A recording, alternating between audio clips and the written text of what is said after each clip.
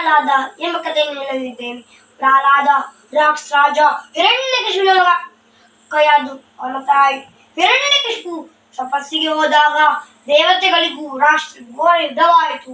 ರಾಜನ ರಕ್ಷಣೆ ಇಲ್ಲದೆ ರಾಕ್ಷಸರು ಸೋತರು. ಅನೇಕರು ಕೈದಿರಾದರು. ಮಹಾರಾಣಿ ಕಯಾದನ್ನು ಕೈಯಲ್ಲಿ ಎಳೆದೊಯ್ಯುತ್ತಿದ್ದರು. ಆಕೆ ಆಗ ಗರ್ಭಿಣಿಯಾಗಿದ್ದರು. ನಾರದ ಮಹರ್ಷಿಗಳು ಮಾರ್ಗದಲ್ಲಿಯೇ ಬಂದರು. ರಾಜ ಕಯಾದನ್ನು ಕೊಂಡು ಅವರ ಮನ ಕರಗಿತು. ದೇವರಲ್ಲಿ ಬುದ್ಧಿ ಹೇಳಿ ಆಕೆ ಗರ್ಭದಲ್ಲಿರುವ ಮಗುವಿನಿಂದ ಯಾವುದೇ ಅಪಾಯವಿಲ್ಲವೆಂದು ಅಭಯ ನೀಡಿ ಕಯಾದನ್ನು ಗಂಗಾನ ತೀರದಲ್ಲಿದ್ದ ತಮ್ಮ ಆಶ್ರಮಕ್ಕೆ ಕರೆದೊಯ್ದರು. ನಾರದರ ಮೂಲಕ ಕಯಾದು ಮಂತ್ರೋಪದೇಶ ಪಡೆದು ವಿಷ್ಣುವನ್ನು ಧ್ಯಾನಿಸುತ್ತಿದ್ದಳು. ತಾಯಿಯ ಹೊಟ್ಟೆಯಲ್ಲಿ ಪ್ರಹ್ಲಾದ ನಾರದರ ಉಪದೇಶವನ್ನು ಕೇಳಿಸಿಕೊಂಡು ವಿಷ್ಣುವಿನ ಭಕ್ತಿ ಮಗನ ಹೃದಯದಲ್ಲಿ ಅಷ್ಟಾಗಿ ನೆಟ್ಟು ನಿಂತಿತು. ಹಿರಣ್ಯಕಶಿಪು ಬ್ರಹ್ಮನನ್ನು ತಪಸ್ಸ ಮೆಚ್ಚಿಸಿ ಯಾವುದರಿಂದಲೂ ಯಾರಿಂದಲೂ ಮರಣವಾಗದಂತೆ ವರವನ್ನು ಪಡೆದಿದ್ದ. ಹಿರಣ್ಯಕಶಿಪು ತಪಸ್ಸು ಹಿಂದಿರಿದ ಮೇಲೆ ನಾರದರು ಕಯಾದನ್ನು ಅವನಿಗೆ ಒಪ್ಪಿಸಿದರು. ಅರಮನೆಯಲ್ಲಿ ಪ್ರಹ್ಲಾದನ ಜನನವಾಯಿತು. ತಂದೆ ವಿಷ್ಣು ದ್ವೇಷ ಆದರೆ ಮಗ ವಿಷ್ಣುವಿನ ಮೇಲೆ ಭಕ್ತಿ ಭಾವ ಬೆಳೆಯುತ್ತಿದ್ದ. ವಿಷ್ಣು ಭಕ್ತಿ ಅವನು ಹುಟ್ಟೊಳಗಾಗಿತ್ತು. ತನ್ನ ತಮ್ಮ ರಾಕ್ಷಸನ ಕೊಂದ ವಿಷ್ಣುವಿನ ಮೇಲೆ ಹಿರಣ್ಯಕಶಿಪು ಗೆಲುವು ಸಿಕ್ತು. ವರದ ಬಲದಿಂದ ದೈತ್ಯರಾಜ ಕೊಬ್ಬಿ ದೇವತೆಗಳನ್ನೆಲ್ಲ ಹಿಂಸಿಸಿದ. ದೇವತೆಗಳಿಗೆ ಮಾತ್ರ ಸಹಾಯ ಮಾಡುತ್ತೆಂದು ವಿಷ್ಣುವಿನೊಡನೆ ದ್ವೇಷ ಇನ್ನೆಚ್ಚಾಗುತ್ತಿತ್ತು. ಹಿರಣ್ಯಕಶಿಪುವಿನ ದುಷ್ಟತನದಿಂದ ಜನರು ದೇವತೆಗಳನ್ನು ನಡುಗುತ್ತಿದ್ದರು. ಅವನ ಶಕ್ತಿಗಳ ವಿಷ್ಣುವನ್ನು ಬಯಸುವ ಜನರನ್ನು ತಪ್ಪಿಸುತ್ತಿದ್ದ. ಅವನ ಶಕ್ತಿಗಳಿಂದ ಜಗತ್ತನ್ನು ಯಾರು ಕಾಪಾಡದೆ ಹೋದರು. ಆಳಾದ ಬೆಳೆದು ಬಾಲಕನಾದ. ಸುಳ್ಳುಗುಳಿ ಸುಂದರವಾಗಲು ಶಾಂತ ಗಂಭೀರ ಸಬದವನು ವಿನೀತನಾದ ಪ್ರಹ್ಲಾದ ಎಲ್ಲರಿಗೂ ಅಚ್ಚುಮೆಚ್ಚು. ಸಾಧು ಸಂತರು ಋಷಿಗಳು ಮೊದಲಾದರನ್ನು ಕಂಡರೆ ಅವನಿಗೆ ತುಂಬಾ ಭಕ್ತಿ ಗೌರವ.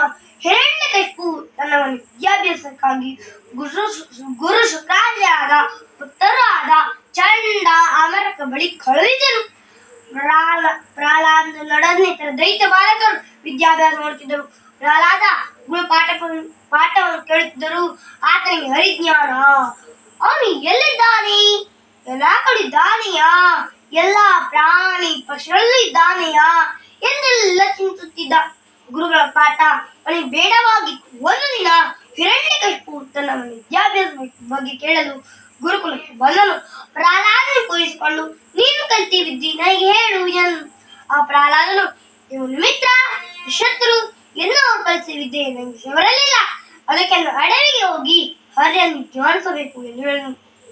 ಹಿರಣ್ಯಕಶಿಪು ಮಗನ ಮಾತನ್ನು ಕೇಳಿ ಆಶ್ಚರ್ಯವಾಯಿತು. ಹರಿ ನನ್ನ ವೈರಿ, ನನ್ನ ಮನ ಬಾಯಲ್ಲಿ ಹರಿನಾಮವೇ ಎಂದುಕೊಂಡು ತಂದೆ ಕುಮಾರ ಈ ಕೆಟ್ಟ ಯಾರು ಕೊಟ್ಟರು? ಹರಿ ನಮ್ಮ ವೈರಿ, ಅವನು ಧ್ಯಾನಿಸಬೇಡ ಎಂದು ಬುದ್ಧಿ ಹೇಳಿದನು. ಹಿರಣ್ಯಕಶಿಪು ಗುರುಗಳ ಬಳಿ ಯಾರೋ ಇಲ್ಲಿ ಶತ್ರುಗಳು ಸೇರಿಕೊಂಡು ನನಗೆ ಹರಿಭಕ್ತಿ ಉಂಟಾಗುವ ಕಾರಣವಾಗಿದ್ದಾರೆ, ಸ್ವಲ್ಪ ಎಚ್ಚರಿಕೆಯನ್ನು ಹೇಳಿ ಹೊರಟೋದನು.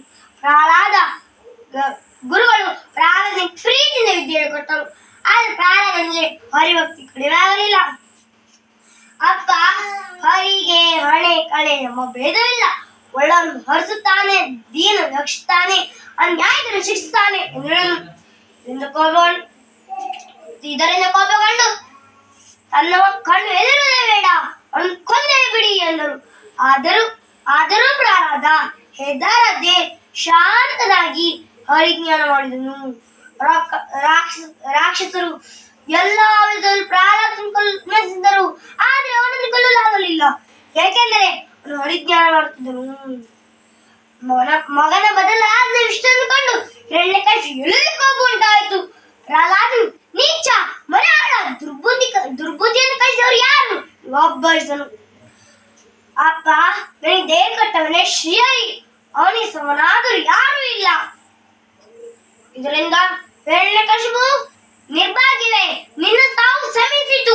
ನಾನೇ ಎಲ್ಲ ಲೋಕಗಳ ಪ್ರಭು, ಇನ್ನೊಬ್ಬ ಇದ್ದಾನೆ, ಅವನು ಎಲ್ಲಿದ್ದಾನೆ ತೋರಿಸಲು ಗರ್ಜಿಸಿದನು. ಕೂಡಲೇ ಪ್ರಹ್ಲಾದ ಆಕೆ ಎಲ್ಲೆಲ್ಲಿ ಇದ್ದಾನೆ ಎಂದಾಗ ಕೋಪಗೊಂಡು ಕಶಿಪು ದುರತ್ನ, ಅವನು ಎಲ್ಲೆಲ್ಲಿ ಇದ್ದಾನೆ, ಈ ಕ್ರಮದಲ್ಲಿದ್ದಾನೆ, ಕರೆ ಅವನು ಎಂದು ತನ್ನ ಗದೆಯನ್ನು ಎತ್ತಿ ಕಂಬನು ಒಡೆದನು. ಭೂಮಿ ನಡುಗುವಂತೆ ಒಂದು ಗರ್ಜನೆ ಕೇಳಿಸಿತು. ಕಂಬವು ಎರಡು ಭಾಗವಾಗಿ ಶ್ರೀಹರಿಯು ನರಸಿಂಹನ ರೂಪದಲ್ಲಿ ಬಂದನು. ಉಗ್ರ ನರಸಿಂಹನ ಕಂಡು ಆತಾತವೇ ಜನರು ನಡುಗಿದರು. ಉಗ್ರ ನರಸಿಂಹ ಹಾಗೂ ಹಿರಣ್ಯಕಶಿಪುವಿನ ನಡುವೆ ಘೋರದ ಕಾಳಿ ನಡೆಯಿತು. ಕೊನೆಗೆ ಉಗ್ರ ನರಸಿಂಹ ವಜ್ರದ ಮೇಲೆ ಕುಳಿತು ಕಶ್ಯಪನ ಮರೆಸಿಕೊಂಡು ಅವನನ್ನು ಬಗೆದನು. ಕರಳನ್ನು ತನ್ನ ಕಡೆಗೆ ಹಾರಾಡಿಸಿಕೊಂಡನು. ದುಷ್ಟಕಶನ ಸಮಾನವಾಯಿತು. ಹಿರಣ್ಯಕಶಿಪು ಬ್ರಹ್ಮನಲ್ಲಿ ಯಾರಿಂದಲೂ ಮರಣವಾಗದಂತೆ ವರನ್ನು ಪಡೆದಿದ್ದ. ಇದರಿಂದ ಉಗ್ರ ನರಸಿಂಹ ಕಂಬ ಒಡೆದು ಬರಬೇಕಾಯಿತು. ಉಗ್ರ ನರಸಿಂಹ ಶಾಂತ ವಹಿಸಲು ಪ್ರಹ್ಲಾದ ಭಕ್ತಿಯಿಂದ ಆತನ ಪಾದಗಳಿಗೆ ನಮಸ್ಕರಿಸಿದನು. ಉಗ್ರ ನರಸಿಂಹ ಶಾಂತವಾಗಿ ಪ್ರಹ್ಲಾದನ ಕರುಣೆಯಿಂದ ನಿನಗೇನು ಬರಬೇಕು ಎಂದು ಕೇಳಲು ಪ್ರಹ್ಲಾದ ಆನಂದದಿಂದ ನನಗೇನು ಬೇಡ, ನಿನ್ನ ನಾಮ ನನ್ನನ್ನು ಸದಾನಂದದಲ್ಲಿ ಎಂದು ಕೇಳಲು ಒಪ್ಪಿದವೇ ಸುಖದಿಂದ ಧರ್ಮದಿಂದ ಬಾಳು ಎಂದು ಹರಿಸಲು ಪ್ರಹ್ಲಾದನಿಗೆ ಪಟ್ಟಾಭಿಷೇಕವಾಯಿತು. ಒಳಗೊಳಗಳಿಂದ ಹರಿಭಕ್ತಿಯಿಂದ ರಾಜನು ಆಳಿದನು. ಧನ್ಯವಾದ.